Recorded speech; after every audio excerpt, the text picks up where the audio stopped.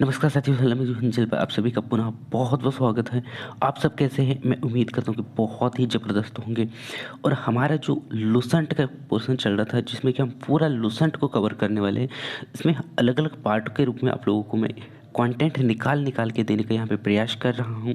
इसी को मैं आगे, इसी सिलसिला को आगे बढ़ाते हुए नेक्स्ट अगला यहाँ पे पार्ट बनाने वाला हूँ साथियों, जो कि यह भी बहुत ही महत्वपूर्ण है साथियों। और इसमें मैंने मेन पॉइंट को लिया और बहुत ही इम्पोर्टेंट पॉइंट को लिया है, क्योंकि मैं आपको बार बार यही बोल रहा हूँ कि लुसेंट एक ऐसा निचोड़ है, लुसेंट एक ऐसा अमृत है साथियों। क्योंकि लुसेंट को पढ़ना बहुत ही ज़रूरी हो जाता है, क्योंकि अगर जीके का अगर क्वेश्चन बन रहे हैं, अगर आपसे जीके कहीं से भी पूछ रहे हैं, तो आपको लुसेंट पढ़ना बहुत ही ज़रूरी है। लुसेंट के बिना आप जीके का जो पार्ट है उसे आप कवर नहीं कर सकते, क्योंकि आपको पता है कि एमपी पटवारी में जीके पूछा जाने वाला है 25 नंबर का।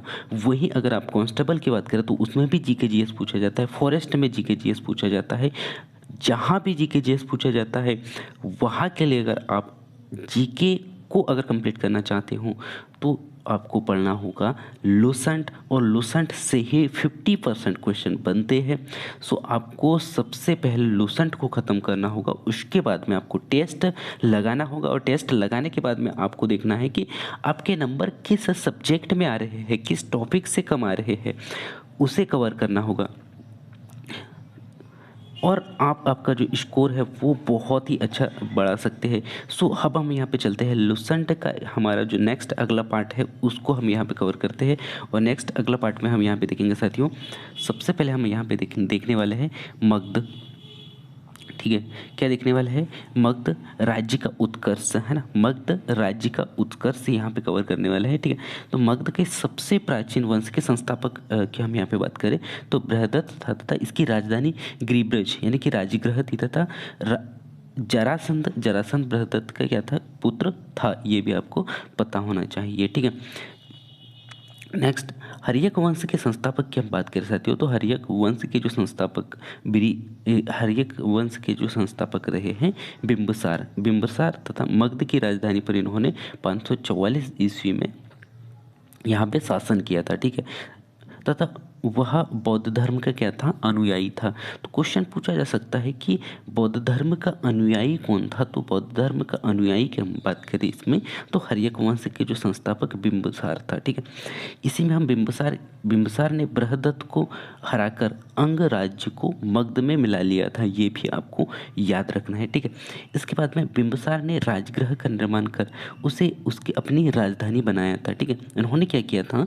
यानी कि बिंबिसार ने राजगृह का निर्माण करके अपनी एक राजधानी का निर्माण भी किया था। ठीक है, तथा बिंबिसार ने मगध पर करीब कितने 52 वर्षों तक शासन किया।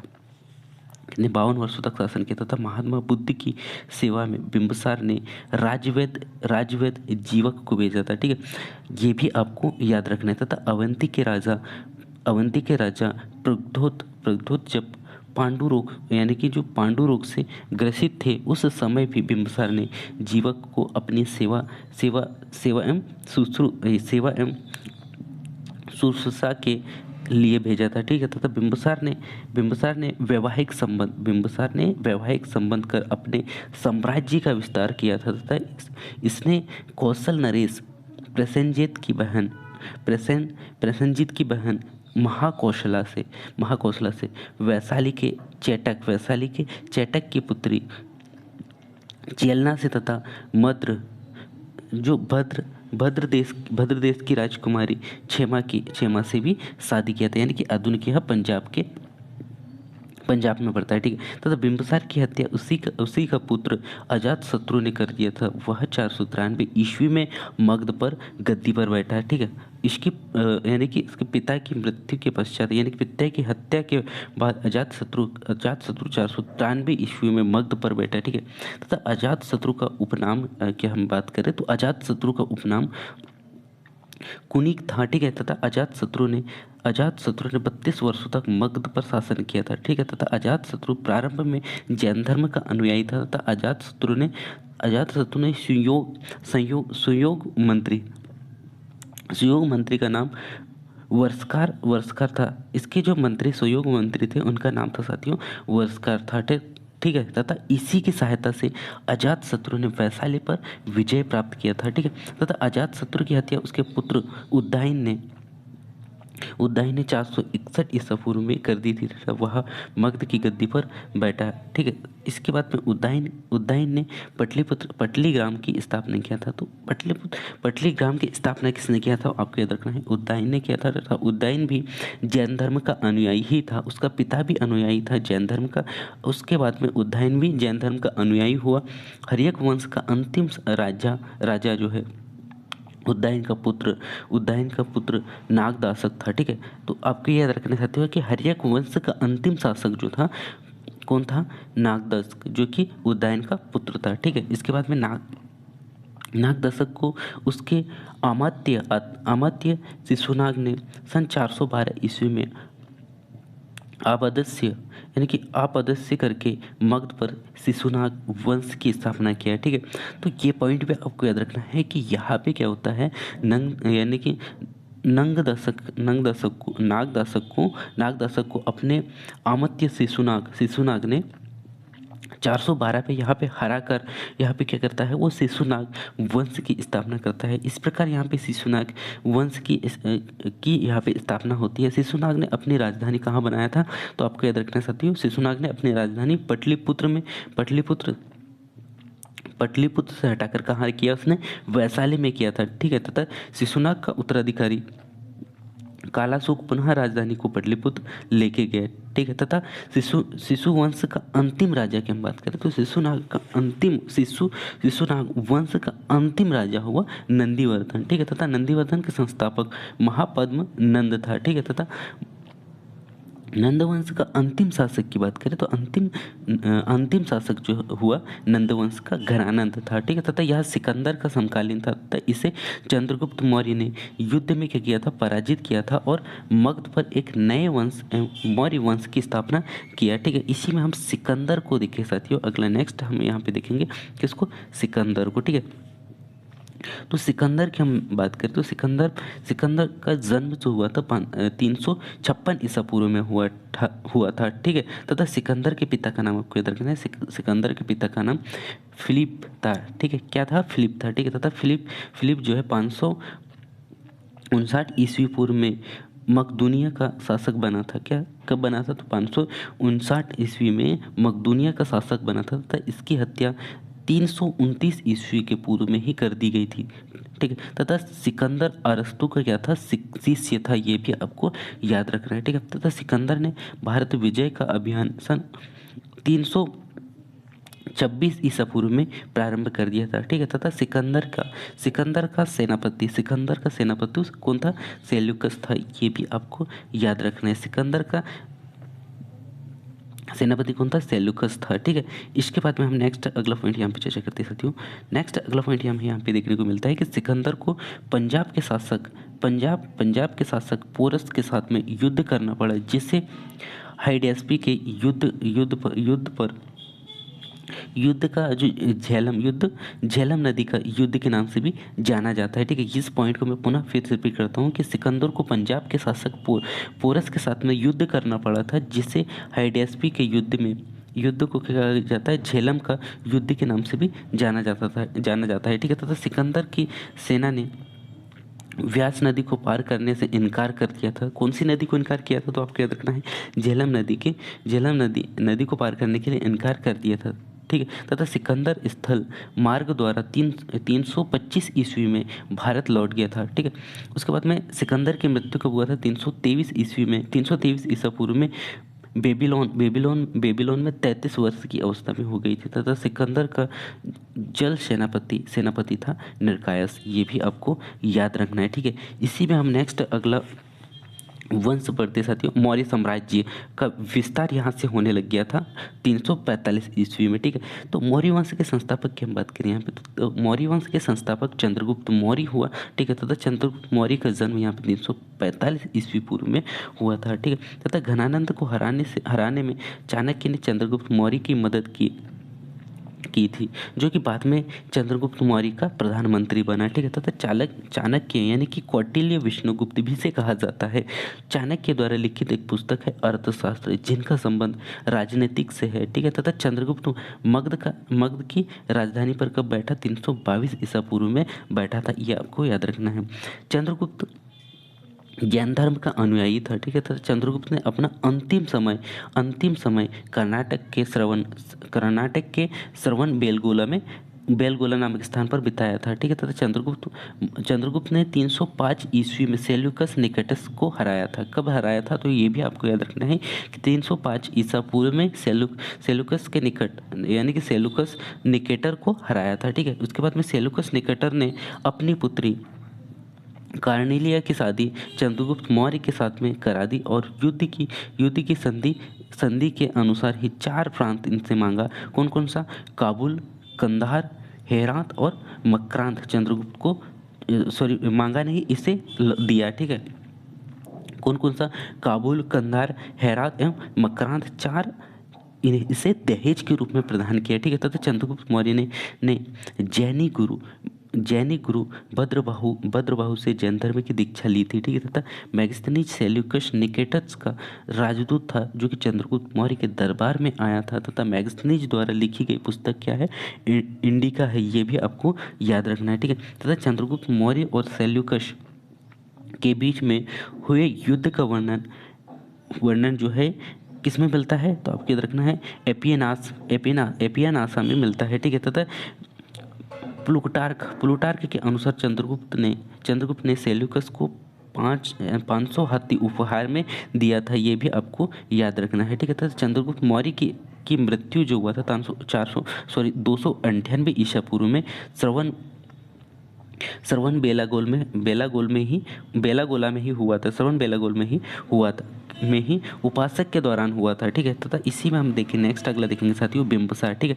तो बिंबिसार की हम यहाँ पे बात करें तो बिंबिसार जो है चंद्रगुप्त मौर्य का एक उत्तराधिकारी हुआ था, ठीक है, जो कि 298 ईसा पूर्व में मगध की गद्दी पर बैठा था। तथा अमित्रघात के नाम से भी इसे अमित्रघात के नाम से भी जाना जाता है, क्योंकि अमित्रघात का अर्थ होता है शत्रु का विनाशक, है ना। बिंबिसार आजीवक संप्रदाय अनुयायी था, ठीक है। तथा वायु पुराण में बिंदुसार को भद्रसार भी कहा जाता है, ठीक है। तथा स्ट्रेम्बो के अनुसार सीरियन नरेश एंटियोकस ने बिंदुसार के दरबार में डाइमेकस नामक राजदूत भेजा था, ठीक है। तथा इसे ही मैगस्थनीज का उत्तराधिकारी माना जाता है।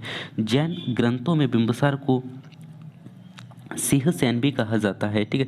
तथा बिंदुसार के शासनकाल में तक्षशिला में हुए 2 विद्रोह का वर्णन मिलता है। इस विद्रोह को दबाने के लिए बिंदुसार ने पहले सुसीम को और बाद में अशोक को भेजा, ठीक है। तथा एंथिनियस के अनुसार बिंदुसार ने सीरिया के शासक एंटियोकस फर्स्ट से मदिरा सूखे अंजीर एवं दार्शनिक भेजने की प्रार्थना की थी। तथा बौद्ध विद्वान तारानाथ ने बिंदुसार को 16 राज्यों का विजेता बताया है, ठीक है। तथा इसके बाद में हम नेक्स्ट देखते साथियों, इसमें अशोक को नेक्स्ट अगला शासक आता है अशोक, ठीक है। तो बिंदुसार का उत्तराधिकारी कौन हुआ? बिंदुसार का उत्तराधिकारी हुआ साथियों अशोक महान हुआ, जो कि 269 ईस्वी में मगध की राजधानी पर बैठा तथा राजधानी गद्दी पर बैठते समय अशोक जयंती का राज्यपाल था, ठीक है। तथा मास्की एवं गुर्जरा अभिलेख में अशोक का नाम मिलता है, ये भी आपको याद रखना है, ठीक है। इसी के बाद में हम नेक्स्ट पॉइंट हम यहाँ पे देखने वाले हैं साथियों, वो निकल के आता है कि पुराणों में अशोक को क्या कहा जाता है? अशोक वर्धन भी कहा गया है। पुराणों में क्या कहा गया है? इसे अशोक वर्धन भी कहा गया है, ये भी आपको याद रखना है, ठीक है। तथा अशोक ने अपनी अभिषेक के 8वें वर्ष लगभग 261 वर्ष पूर्व में कलिंग पर आक्रमण किया था, ठीक है। और कलिंग की राजधानी कहाँ बनाई इन्होंने? कलिंग की राजधानी तोसली पर भी अधिकार कर लिया था, ठीक है। तथा प्लिनी का कथन है कि मिस्र का राजा फिलाडेल्फस, मिस्र का राजा फिलाडेल्फस ने पटलिपुत्र में डिया डियानीसिया डियानीसिया नाम का एक राजदूत भेजा था। किसके दरबार में? तो अशोक के दरबार में, ये आपको याद रखना है, ठीक है। तथा उपगुप्त नामक बौद्ध भिक्षु ने अशोक को बौद्ध धर्म की दीक्षा दी थी, ठीक है। तथा अशोक ने आजीवकों को रहने के लिए आजीवकों को रहने के लिए बराबर की पहाड़ियों में 4 गुफाओं का निर्माण करवाया था, जिनका नाम है साथियों कर्ज, चोपार, सुदामा और विश्व झोपड़ी। ये चारों जो गुफाएं हैं ये आपको याद रखना है, ठीक है। तथा अशोक के पौत्र दशरथ ने आजीविकों को नागार्जुन गुफा प्रदान की थी, ठीक है। तथा अशोक की माता का नाम आपको याद रखना है।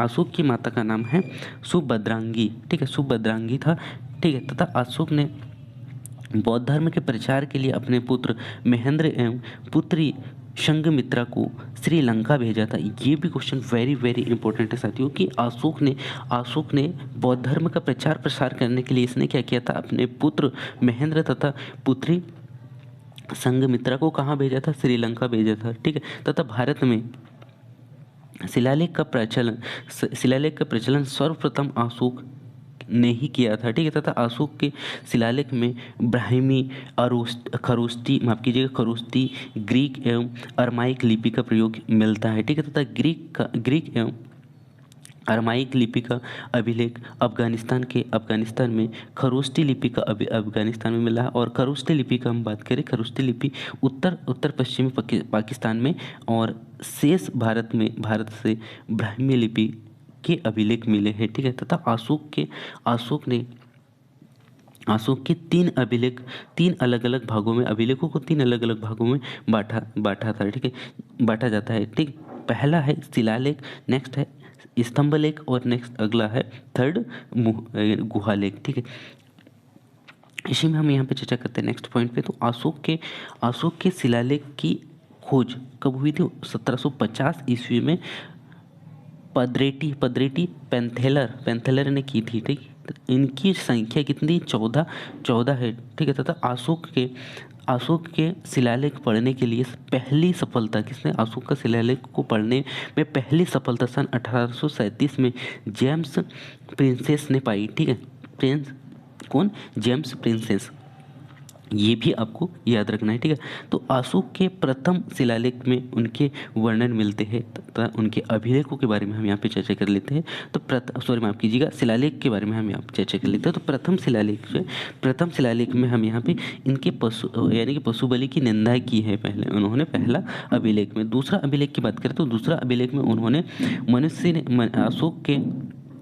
अशोक ने क्या किया? मनुष्य एवं पशु दोनों की चिकित्सा व्यवस्था का उल्लेख इसमें मिलता है। तो ये आपको याद रखना है कि दूसरा अभिलेख में क्वेश्चन बन सकता है कि अशोक ने मनुष्य एवं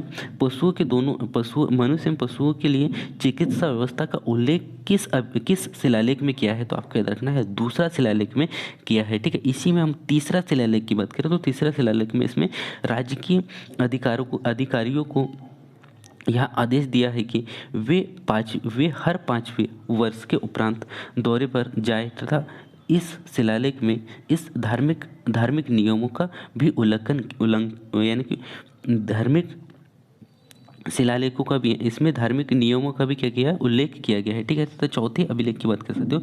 तो चौथा अभिलेख, इस अभिलेख में भेरी घोष की जगह धम्म घोष की स्थापना किया गया है, ठीक है। तथा पांचवा अभिलेख हम यहाँ पे चर्चा करें तो पांचवा अभिलेख में शिलालेख में पांचवा शिलालेख में धर्म महामंत्रों की नियुक्ति के विषय में जानकारी मिलती है, ठीक है। तथा छठवां की हम बात कर सकते हो तो इसमें आत्मा नियंत्रण की शिक्षा दी जाती है, ठीक है। तथा इसमें 8वें की बात करें तो 8वें में इसमें अशोक के तीर्थयात्रियों का उल्लेख मिलता है, ठीक है। इसी में 9वां शिलालेख की हम यहाँ पे बात करें तो 9वां शिलालेख में साथियों इसमें साक्षी भेंट तथा सच्चे शिष्टाचार का उल्लेख किसमें मिलता है? 9वां शिलालेख में मिलता है, ठीक है। इसी में हम 10वां शिलालेख की बात कर सकते हो तो 10वां शिलालेख इसमें अशोक ने आदेश दिया था कि राजा तथा उच्च अधिकारी हमेशा प्रांत के प्रांत के हित में ही सोचे। ठीक है, इसी में हम 11वां शिलालेख की बात कर सकते हो। तो 11वां शिलालेख है, इसमें धम्म की व्याख्या की गई है। ठीक है, तथा इसी में 12वां की हम बात करें तो 12वां शिलालेख में इसमें स्त्री महामंत्रों की नियुक्ति एवं सभी प्रकार के विचारों का सम्मान की बात यहाँ पे कौन से में मिलती है, तो आपको याद रखना है 12वां शिलालेख में मिलती है। इसी में हम 13वां शिलालेख की बात करें तो 13वें शिलालेख में कलिंग युद्ध का वर्णन एवं अशोक के हृदय परिवर्तन की बात कही गई है। इसी कड़ी में पड़ोसी राजाओं का वर्णन भी मिलता है। ठीक है, तथा 14वां शिलालेख की हम बात करें तो 14वां शिलालेख में अशोक ने जनता को धार्मिक जीवन बताने के लिए प्रेरित किया है। धार्मिक जीवन बिताने के लिए, माफ कीजिएगा, बिताने के लिए प्रेरित किया है, ये भी आपको याद रखना है। ठीक है, इसी के बाद में हम नेक्स्ट अगला पॉइंट में चलते हैं और अगला पॉइंट हम यहाँ पे निकल के आता है साथियों हमारे सामने। अशोक के स्तंभ लेखों की संख्या कितनी मानी जाती है? स्तंभ लेखों की संख्या मानी जाती है साथियों 7। तो शिलालेख की हम बात करें तो शिलालेख कितने हैं? 14 और स्तंभ लेख आपको याद रखना है साथियों 7। केवल ब्राह्मी में लिखी गई है। कौन से? शिलालेख। ठीक है, और यह 6 अलग अलग स्थानों में प्राप्त होते हैं। ठीक है, पहला जो है प्रयाग स्तंभ जो है यह कौसंबी में स्थित है तथा इस स्तंभ लेख को अकबर ने इलाहाबाद के किले में स्थापित किया था। ठीक है, ये भी आपको याद रखना है। अगला दिल्ली टोपरा में मिला है। दिल्ली टोपरा, यह स्तंभ लेख फिरोज शाह तुगलक के द्वारा टोपरा से दिल्ली लाया गया था। ठीक है, इसी के बाद में नेक्स्ट अगला स्तंभ है दिल्ली मेरठ। पहले मेरठ में स्थित यह स्तंभ लेख फिरोज शाह द्वारा दिल्ली लाया गया। ठीक है, तथा नेक्स्ट अगला है रामपुरवा। यह स्तंभ लेख चंपारण में स्थित है। ठीक है, तथा इसकी खोज सन 1872 ईस्वी में कार्लायल ने किया था। ठीक है, नेक्स्ट अगला साथियों लोरिया अरेराज चंपारण। ठीक है, यह भी चंपारण यानी कि बिहार में ही स्थित है। ठीक है, नेक्स्ट अगला है लोरिया नंदनगढ़। ठीक है, यह भी चंपारण में स्थित है तथा यह स्तंभ लेख मोर का चित्र मिलता है। इस स्तंभ लेख में किसका? मोर का चित्र मिलता है, ये भी आपको याद रखना है। ठीक है, तथा कौसंबी अभिलेख को रानी का अभिलेख भी कहा जाता है। तो रानी का अभिलेख किसे कहा जाता है? तो आपको याद रखना साथियों कौसंबी अभिलेख को रानी का अभिलेख भी कहा जाता है। अशोक का सबसे छोटा स्तंभ जो है रूमीदेई है। ठीक है, रूमीदेई है जो कि इसी में लुम्बिनी में धम्म यात्रा के दौरान अशोक द्वारा भू राजस्व की दर घटा देने की घोषणा की गई थी। ठीक है, तथा अशोक का 7वां अभिलेख सबसे लंबा है तथा पृथक अभिलेख में यह घोषणा है कि सब मनुष्य मेरे बच्चे हैं। ठीक है, तो आपको याद रखना है साथियों कि सब मेरे बच्चे हैं। यह कथन यानी कि यह जो घोषणा है किस अभिलेख में मिलता है? तो आपको याद रखना है प्रथम पृथक अभिलेख में मिलता है, ये आपको याद रखना है। ठीक है, इसी में प्रथम अशोक का सार एकोना अभिलेख ग्रीक एवं आर्मेयिक भाषाओं में प्राप्त हुआ है। ठीक है, तथा साम्राज्य के मुख्यमंत्री एवं पुरोहित की नियुक्ति के पूर्व में इसके चरित्र को काफी जांचा परखा जाता था, जिसे उपदा परीक्षण भी कहा जाता है। ठीक है, तथा सम्राट की बात करें, सम्राट की सहायता के लिए एक मंत्री परिषद होती थी जिसे क्या कहा जाता था? इनके सदस्यों की संख्या होती थी साथियों 12, 16 एवं 20 हुआ करती थी। तथा अर्थशास्त्र में शीर्षस्थ अधिकारी के रूप में तीर्थ का उल्लेख मिलता है, जिसे एकमात्र यानी कि इसे कहा जाता था महामंत्र भी कहा जाता था। ठीक है, तथा इनकी संख्या 18 थी। ठीक है, तथा अर्थशास्त्र में कितने? 4 जासूस को कहा गया है। ठीक है, तो इन पे हम यहाँ पे चर्चा करते हैं साथियों। तो अशोक के जो मौर्य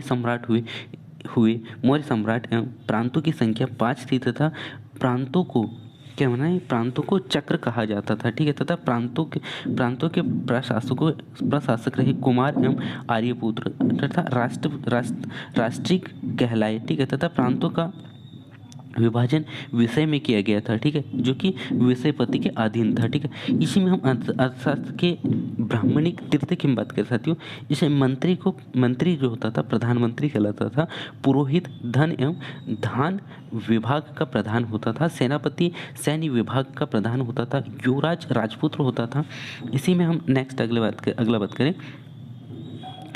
तो देवरिक जो कि राज्य की द्वार रक्षक होता था, यानी कि अंतर्वैदिक जो होता था अंतरपुरा का अध्यक्ष होता था, समाहर्ता जो कि आय का संग्रहण करता होता था, ठीक है। तथा इसी में हम नेक्स्ट अगला देखें संधिदाता जो कि राज्य की कोष का अध्यक्ष होता था, प्रशंसता कारागार का अध्यक्ष होता था, प्रेदेष्टि जो कि अमीशनगर होता था, पौर नगर का कोतवाल होता था, व्यवहारिक इसमें प्रमुख न्यायाधीश होता था।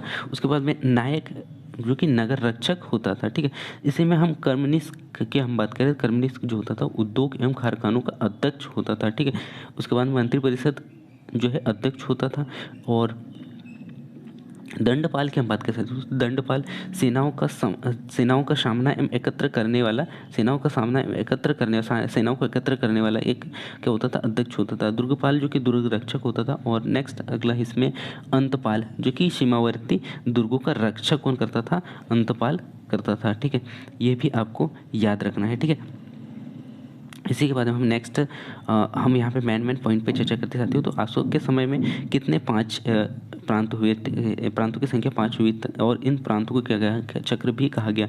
प्रांत के प्रशासक कुमार कौन रहे, कुमार आयुपुत्र या राष्ट्रिक कहलाए, ठीक है। तथा प्रांतों का विभाजन विषय में किया गया था, ठीक है, जिसे विषयपति के अंतर्गत कहा जाता है, ठीक है। तथा शासन की सबसे छोटी इकाई ग्राम कहलाई, ठीक है, तथा जिसका मुखिया कौन होता था, ग्रामिक होता था, ठीक है। तथा प्रशासकों में सबसे छोटा गोप था, ठीक है, जो कि 10 शासकों का शासन संभाला जाता था, ठीक है। तथा मैक्सनीज के अनुसार नगर का प्रशासन जो है 30 सदस्यों का एवं मंडल कितने होते थे इसमें, मंडल 30 सदस्य एवं एक मंडल द्वारा किया जाता था, ठीक है, जो कि 6 सीमावर्ती में विभाजित था। तो प्रत्येक सीमावर्ती में कितने 5 सदस्य होते थे, ठीक है। ये भी आपको याद रखना है, ठीक है। इसी में हम नेक्स्ट अगला जो पॉइंट है वो उस पर कवर करते साथियों। तो नेक्स्ट अगला पॉइंट है इसमें कि बिक्री के कर में मूल्य का 10वां भाग वसूला जाता था किसके समय में, तो ये आपको याद रखना है ना।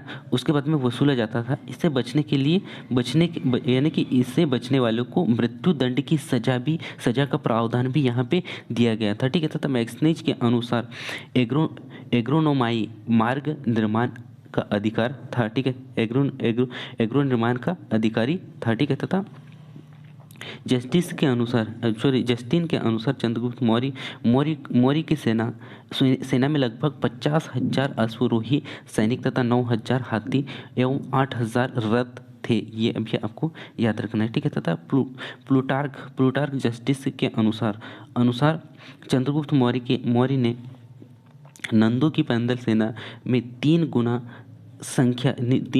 गुना अधिक संख्या में अर्थात 60,000 आदमियों को लेकर संपूर्ण उत्तर भारत को रौंद डाला था, ठीक है। ये आपको याद रखना है, ठीक है। तथा युद्ध क्षेत्र में सेना का नेतृत्व करने वाले अधिकारी नायक कहलाए, ठीक है। तथा सैन्य विभाग यानी कि सैन्य विभाग का सबसे बड़ा अधिकारी सेनापति होता था, ठीक है।